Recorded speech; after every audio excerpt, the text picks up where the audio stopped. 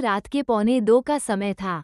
अयान, एक travel blogger, एक पुराने और वीरान पड़े सिद्धापुर रेलवे स्टेशन पर पहुंचा। ये स्टेशन पिछले 20 सालों से बंद पड़ा था क्योंकि यहाँ अजीब घटनाएं होती थीं, लोग गायब हो जाते, किसी को किसी अदृश्य ताकत का अनुभव होता और कुछ ने तो भूतों को देखने का दावा भी किया था। अयान को इन सब पर विश्वास नहीं था। वो अपनी कैमरा सेटअप लेकर स्टेशन के अंदर जाने लगा।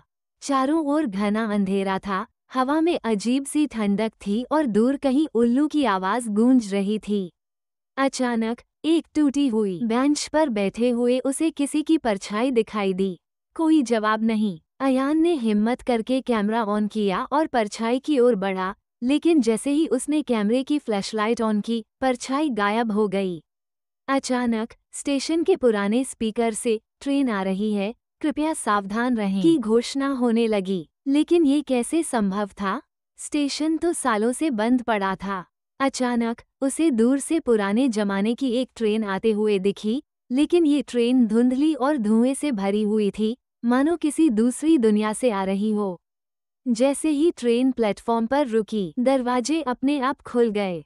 उसका दिल जोर जोर से धड़कने लगा। ट्रेन के अंदर घुसते ही दरवाजे अपने आप बंद हो गए। डिब्बे के अंदर पुरानी लकड़ी की सीटें थीं और चारों तरफ धूल जमी हुई थी।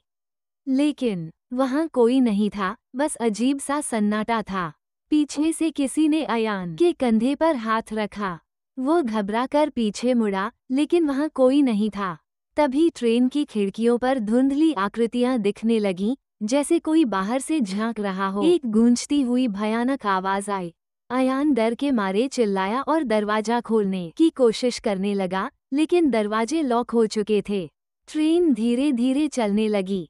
अब अयान को महसूस हुआ कि वो किसी खूनी खेल में फंस चुका था।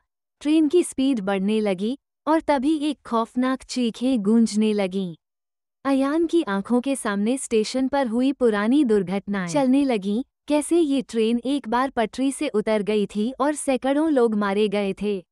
अचानक ट्रेन झटके से रुक गई। दरवाजे अपने आप खुल गए और बाहर सिर्फ एक गहरा अंधकार था। यह आखिरी शब्द थे जो अयान ने सुने। अगली सुबह जब लोग स्टेशन पर आए तो उन्हें अयान का कैमरा मिला, जिसमें उसकी चीखें रिकॉर्ड थीं, लेकिन वो खुद हमेशा के लिए गुमशुदा हो चुका था।